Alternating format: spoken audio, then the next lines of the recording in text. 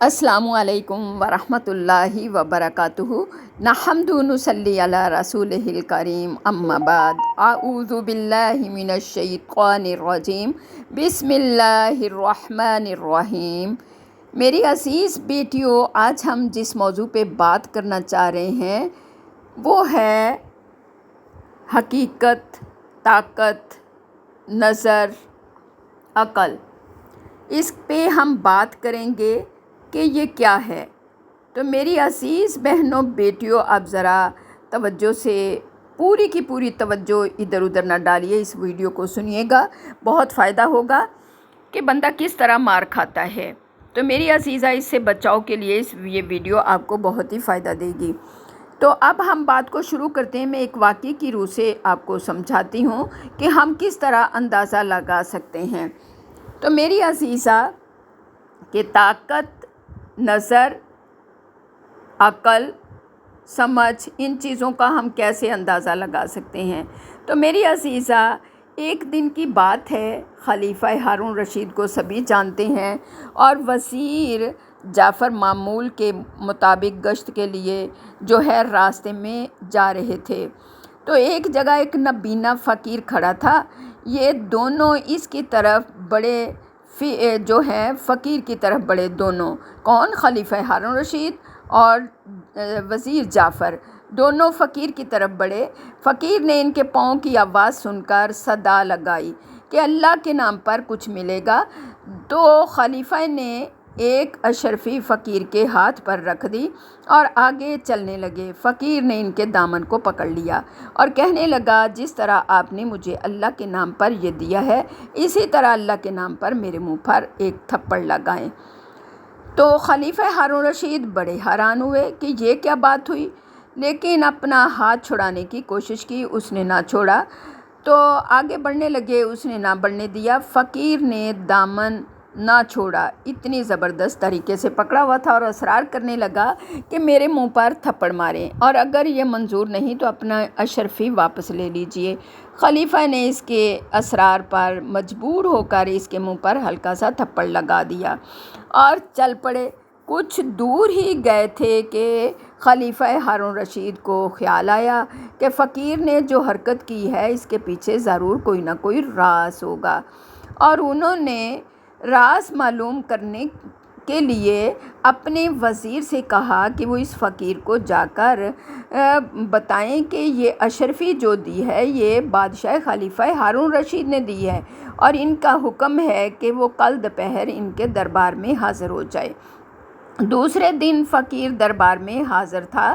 خلیفہ نے پوچھا، تمہارا نام کیا ہے؟ اس نے سوال کرنے کے بعد اپنے منہ پر تم نے پوچھا کہ سوال کرنے کے بعد تم نے اپنے منہ پر تھپڑ مارنے کے لیے اصرار کیوں کیا تھا؟ تو فقیر کہنے لگا، جی میرا نام تو عبداللہ ہے اور میں اسی شہر بغداد کا رہنے والا ہوں۔ میرے باپ نے مرتے وقت جو روپے پیسے چھوڑے تھے میں نے وہ فضول خرچی میں ادھر ادھر بہت جلد اڑا دیے۔ آخر کار جب تھوڑا بچا تو میری بیوی نے مجھے سمجھایا، کہنے لگی کہ 2 اونٹ خرید لیں اور تجارت کا کام شروع کر دیں تو جو ہے دن اچھے ہو جائیں گے۔ اللہ تعالیٰ نے میرے کام میں برکت عطا فرمائی، رفتہ رفتہ میری حالت بہتر ہو گئی، میرے پاس 2 اونٹ سے 80 اونٹ موجود ہو گئے۔ ایک دن میں تجارت کے سلسلے میں نکلا باہر کسی جگہ، تو میں تجارت کر کے واپس آ رہا تھا بصرہ کی بندرگاہ پر۔ جب میں پہنچا، تجارت کرنے کے لیے گیا، تو میں بغداد واپس آنے کے لیے روانہ ہوا، تو میں بڑا تھکا ہارا تھا۔ راستے میں ایک ٹھنڈی جگہ دیکھ کر مجھے کچھ دیر آرام کرنے کو میرا دل کیا، تو میں نے اپنے اونٹوں کے پاؤں بھی باندھ دیے اور میں نے ان کو چرنے کے لیے چھوڑ دیا اور میں آرام کرنے کے لیے لیٹ گیا۔ ابھی لیٹا ہی تھا کہ ایک بزرگ درویش راہ چلتے ہوئے میرے پاس آئے اور سلام دعا کے بعد میرے پاس بیٹھ گئے۔ ہم آپس میں خوب باتیں کرتے رہے، ایک دوسرے کے ساتھ واقفیت نکالنے لگے۔ ہم نے ایک ساتھ کھانا کھایا پھر، اور اسی دوران بزرگ درویش کہنے لگے کہ اس جگہ کے قریب جو پہاڑی ہے تو میں نے اس میں خزانہ چھپا ہوا ہے، میں یہاں اس پہاڑی میں۔ تو بزرگ درویش کہنے لگے کہ ٹھیک ہے تمہیں وہاں، میں نے کہا کہ مجھے اس خزانے کے پاس لے چلو تو مجھے بھی دکھاؤ۔ بزرگ درویش کہنے لگے ٹھیک ہے میں تمہیں وہاں لے جاؤں گا، کیونکہ ہماری آپس میں دوستی ہو گئی تھی، لیکن تمہیں کہ اس کی قیمت پہلے ادا کرنا پڑے گی۔ تو میں نے پوچھا کہ کیا قیمت ہوگی؟ انہوں نے کہا اپنے 40 اونٹ مجھے دے دو تو ہاں میں تمہیں وہاں خزانے کی جگہ پہ لے چلوں گا۔ اتنا بڑا خزانہ ہے کہ صرف 40 اونٹ کے بدلے جو وہ کہنے لگے کہ اتنا خزانہ ہے، 80 اونٹ بھی بھر لو تو اس میں تنکے جتنی کمی نہیں آئے گی۔ تو میں نے 40 اونٹ دینے کا اس سے وعدہ کر لیا کہ میں آپ کو دے دیتا ہوں، آپ مجھے وہاں لے چلو۔ تو درویش جو اس کو وہاں لے گئے اور انہوں نے جو ہے اس فقیر نے، جو یہ بندہ تھا، اس نے یہ شرط قبول کر لی اور بزرگ وہاں لے گئے۔ تھوڑی دیر بعد ہی ایک پہاڑ نظر آیا اور روشنی کے لیے ہم نے وہاں آگ جلائی، پھر کوئی خوشبودار چیز چھڑک کر کچھ پڑھنے لگے وہ درویش جو تھے، جس کی مجھے کوئی سمجھ نہ آئی۔ چند ہی لمحوں کے بعد زمین لرزے میں آئی، جیسے زلزلے میں آتی ہے، اور ایک جگہ پھٹ گئی۔ ایک جگہ سے، جس جگہ سے زمین پھٹ گئی تھی وہاں ایک عالیشان دروازہ نظر آنے لگا۔ درویش نے مجھے اشارہ کیا کہ آؤ پھر ہم دونوں اس دروازے سے اندر داخل ہو جائیں۔ تو میں نے کہا ٹھیک ہے علی چا، ہم اندر چلتے ہیں۔ جب اندر گئے تو میری آنکھیں پھٹی کی پھٹی رہ گئیں۔ ہر طرف سونا اور ہیرے، موتی، جوہرات کے انبار ڈھیر لگے ہوئے تھے اس دروازے کے اندر۔ مجھے یقین نہیں آ رہا تھا۔ اچھا خیر، میں لالچ میں آ گیا تو میں نے جلدی سے خزانے اٹھا کر اپنے اونٹوں پر لادنے شروع کر دیے وہ زیورات۔ جب تمام اونٹ بھر گئے اور ہم واپس جانے کے لیے اس راستے سے باہر نکلے تو اس درویش نے جیب سے ایک چاندی کی چھوٹی سی ڈبیا نکالی اور میں دوڑ کر درویش کے پاس گیا اور کہا، اس نے وہ مجھے دکھائی اور وہ چاندی کی جو ڈبیا نکالی تو پھر وہ دروازہ تو تھا وہ چھپ گیا۔ اس کے بعد جو تھا ہم اپنے اپنے اونٹ لے کر اپنے رستوں پہ چل پڑے۔ تو اتنے اونٹوں کا یعنی انتظام میرے دل میں جو تھا وہ خیال آیا، کیونکہ لالچ میں آ گیا۔ میرے دل میں خیال آیا کہ میں نے اس کو 40 اونٹ اس کو دے دیے، یہ میں نے ایسا کیوں کر لیا؟ میں سوچنے لگا۔ جب میں سوچنے لگا تو میں یکدم اپنے جو میری خواہش تھی میرے دماغ پر غالب آ گئی اور میں واپس مڑا اور میں نے درویش کے پاس گیا تو میں نے کہا کہ آپ کتنے نائس ہیں، آپ درویش بندے ہیں، آپ سے اتنے اونٹ سنبھل نہیں پائیں گے، آپ ایسا کریں کہ 10 اونٹ مجھے دے دیں، مجھے تو طریقہ آتا ہے انہیں سنبھالنے کا، ان کو چرانے کا۔ تو وہ درویش نے خاموشی سے ہی 10 اونٹ میرے حوالے کر دیے، 10 اونٹ جو تھے مجھے واپس کر دیے۔ میری زبان سے یہ بات سن کر جو تھا وہ درویش ایک لفظ بھی نہ بولا، کچھ کہے بغیر اس نے وہ 10 اونٹ مجھے دے دیے۔ جب میں وہ 10 اونٹ لے کے واپس آیا تو میرے دل میں پھر میری خواہش ابھری، کیونکہ اتنا میرے دماغ پہ لالچ جو تھا وہ چھا چکا تھا کہ میں نے 10 کی بجائے میں اور اونٹ اس سے مانگ لیتا۔ تو میں پھر واپس بھاگ کے اس درویش کو آواز دی کہ بھائی تم اتنے اونٹ کیسے سنبھال پاؤ گے؟ درویش بندے ہو، تنگ ہو گئے، آپ ایسا کریں کہ مجھے جو ہے 20 اونٹ جو ہے وہ اور دے دیں، کیونکہ میں تو عادی ہوں ان کو سنبھالنے کا۔ تو جب میں نے یوں کہا کہ اس درویش نے یعنی وہ 20 اونٹ بھی بغیر کچھ کہے مجھے واپس کر دیے، اور میں جب واپس آ گیا تو میرے دماغ پہ پھر خیال آیا کہ میں دوسرے 10 جو ہیں وہ بھی اس سے لے لوں، وہ بھی اس درویش سے لے لوں۔ میں پھر پلٹا فقیر کو آواز دی کہ جو 10 اونٹ اس کے پاس باقی رہ گئے وہ بھی مجھے دے دے، میں چرانے کا عادی ہوں، میں انہیں چراتا رہوں گا۔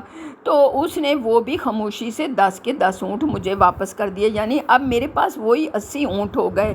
جب میں لے کے ان کو چلا تو تھوڑا ہی آگے گیا تھا تو میرے دل میں خیال آیا کہ میں درویش سے وہ چاندی کی جو ڈبیا تھی اس نے جیب میں ڈالی، مجھے دکھائی، میں کیوں نہ اس سے وہ لے لوں، اسے کہوں جا کے۔ وہ اس کے پاس گیا کہ چاندی کی جو ڈبیا ہے یہ بھی آپ درویش بندے ہیں، آپ مجھے دے دیں، یعنی مجھے وہ میں رکھ لیتا ہوں۔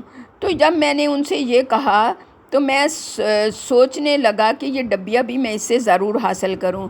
اس درویش نے جو تھا وہ یعنی قیمتی جو چیز، اس میں پتہ نہیں کتنی قیمتی چیز ہوگی، تو میں نے 40 کے 40 اونٹ بھی اس نے کچھ بغیر کہے سنے مجھے دے دیے جب میں نے مانگے، اور اب مجھے وہ ڈبیا ہر قیمت پر حاصل کرنے کا اندر میرے وہ خواہش چھا گئی۔ تو میں ایک بار پھر واپس بڑھا، میں نے کہا وہ ڈبیا ہر صورت مجھے لینی ہے، کیا مجھے دے دیں؟ افسوس کہ لالچ میں میری آنکھوں پر اس سے جو تھی وہ ڈبیا حاصل کرنے کے ابھی وہ لالچ میں دیوانہ ہو گیا تو اس نے درویش کو دھمکی دی کہ اس نے ڈبی مجھے نہیں دی تو میں اس سے چھین لوں گا۔ اس درویش نے جب دیکھا کہ میں ڈبی لیے بغیر نہیں جائے گا یہ، تو اس نے وہ ڈبی جیب سے نکال کر میرے حوالے کر دی۔ میں اس پہ بڑی سختی کر رہا تھا۔ میں نے ڈبیا کھولی تو اس میں عجیب و غریب قسم کا سرما تھا۔ میں نے اس درویش سے پوچھا کہ یہ کیا ہے؟ تو اس نے بتایا کہ یہ ایک سرما ہے، اگر اس کو دائیں آنکھ میں لگاؤ تو زمین میں دفن سارے دنیا کے خزانے نظر آنے لگ جاتے ہیں۔ لہٰذا میں نے درویش سے کہا کہ وہ میری بائیں آنکھ میں یہ سرما لگا دے۔ میری یہ بات سن کر وہ بولا کہ میرے سرما لگا دے، تو میں نے اس سے اپنی دائیں آنکھ میں یہ سرما لگوا لیا تو مجھے زمین کے واقعہ ہی خزانے نظر آنے لگے۔ چنانچہ جب مجھے سارے خزانے نظر آنے لگے تو میرے بدقسمتی کہ میں نے فقیر سے، درویش سے سوال کیا کہ وہ میری بائیں آنکھ میں بھی لگا دے، لیکن جب میں نے بائیں آنکھ کا اصرار کرنے لگا تو وہ بولا کہ میں یہ نہیں کروں گا کیونکہ دائیں میں تو اس نے لگا دیا تھا۔ اس کی تاثیر الٹی ہے، اگر بائیں آنکھ میں تم نے سرما لگایا تو نقصان اٹھاؤ گے، تم ہمیشہ کے لیے اندھے ہو جاؤ گے۔ میں نے بہت اصرار کیا کہ میری بائیں آنکھ میں بھی سرما لگا دے، لیکن درویش نہیں مانا۔ میں اصرار کرتا رہا، وہ انکار کرتا رہا۔ آخر کار تنگ آ کر میں نے کہا اگر اس نے میری بائیں آنکھ میں سرما نہ لگایا تو میں اسے مار ڈالوں گا۔ یہ کہہ کر میں اس کی طرف بڑھا تو درویش نے کہنے لگا اچھا ٹھیک ہے، اگر تم اس قدر اصرار کرتے ہو تو میں تمہاری بائیں آنکھ میں بھی سرما لگا دیتا ہوں، مگر اس کا گناہ میرے سر نہ ہوگا۔ میں نے کہا ہاں ٹھیک ہے، تم مجھے سرما لگاؤ۔ درویش نے جیسے ہی سرما لگایا میں اندھا ہو گیا۔ میں چیخیں مارنے لگا تو رونے دھونے لگا، درویش کو پکار کر کہنے لگا کہ یہ سارے اونٹ اور سارے خزانے جو لے لو تو میری آنکھیں مجھے واپس لوٹا دو۔ یہ کہہ کر درویش نے کہا کہ یہ نہیں ہو سکتا، اب تمہیں ساری زندگی اس کا عذاب بھگتنا پڑے گا۔ اس نے یہ کہہ کر درویش اونٹوں کو ساتھ لے کر 80 کے 80 اونٹ وہاں سے چلا گیا اور میں روتا پیٹتا رہ گیا۔ بس اسی دن سے میں دوبارہ بھیک مانگ کر گزارا کر رہا ہوں، میں وہی فقیری کی حالت میں آ گیا ہوں۔ میں نے یہ عہد کیا تھا کہ مجھے جب کوئی بھیک دے گا تو اسے میں کہوں گا وہ اللہ کے نام پر میرے تھپڑ بھی میرے منہ پر مارے تاکہ مجھے اپنے لالچ کی سزا بھی دنیا میں ملتی رہے۔ آپ نے جب بھی بھیک دی تو میں نے آپ سے بھی یہی التجا کی کہ آپ میری خطا یعنی میں نے یہی التجا کی کہ آپ میرے بھی تھپڑ لگائیں، آپ میری خطا معاف فرما دیں۔ یہ خلیفہ نے نابینا فقیر کی کہانی سن کر کہا واقعی تمہاری کہانی عبرتناک ہے، لالچ کا انجام برا ہوتا ہے۔ خیر اب تم بھیک مانگنا اور تھپڑ کھانا چھوڑ دو، آج سے تمہیں روزانہ شاہی خزانے سے 4 درہم ملتے رہیں گے جو تمہاری گزر بسر کے لیے کافی ہوں گے۔ صبر ایمان کا جز ہے، جو آنکھیں اللہ کے نور کو نہ دیکھ پائیں ان آنکھوں سے اندھا ہو جانا ہی بہتر ہے۔ اپنے پیر و مرشد سے روح کی زندگی کی طلب کیا کرو، اپنے استادوں سے روح کی تربیت کی طلب کیا کرو۔ اگر تم دوبارہ دربار حق میں حاضر ہوگے تو معاش کی فکر نہ ہوگی۔ سدا افسوس ہے کہ اس پر افسوس جس نے آب حیات دینے والے مسیح کو تو پایا مگر اس سے روح نہ مانگی۔ اپنے تصورات و خیالات جو ہیں دنیا کو راحت یا عذاب بناتے ہیں۔ ہمیں اپنے تصورات کو اچھا بنانا چاہیے۔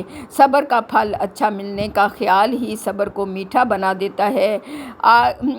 ایمان اور بھروسہ ہو تو صبر ایمان کا جز بن جاتا ہے۔ ایمان پر اگر آپ کو بھروسہ ہے نا تو صبر ایمان کا جز بن جائے گا۔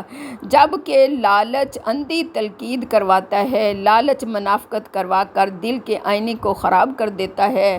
لالچ سے آنکھ، ناک، کان، منہ اور دل بند ہو جاتے ہیں، اندھے ہو جاتے ہیں۔ حضرت مولانا جلال الدین رومی رحمۃ اللہ علیہ بیان کرتے ہیں، اگر تمہاری آنکھیں حقیقت سے ناآشنا ہیں تو پھر ایسی آنکھوں کا کیا فائدہ؟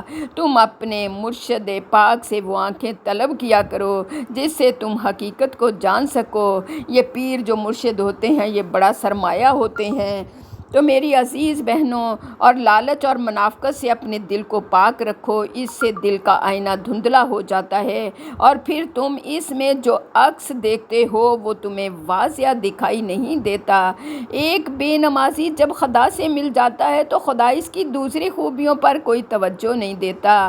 میں علم کے اس درجے تک یوں پہنچا کہ جو کچھ مجھے معلوم نہ تھا وہ میں نے معلوم کرنے میں کوئی شرم محسوس نہ کی۔ محتاج کو مہلت دینے میں کوئی احسان نہیں بلکہ عدل و انصاف ہے۔ مہمان کے آگے تھوڑا کھانا رکھنا بے مروتی ہے اور حد سے زیادہ رکھنا تکبر ہے۔ غصہ کرنا کسی دوسرے کی غلطی کی سزا خود کو دینا ہے، اس لیے اس سے بچنا چاہیے۔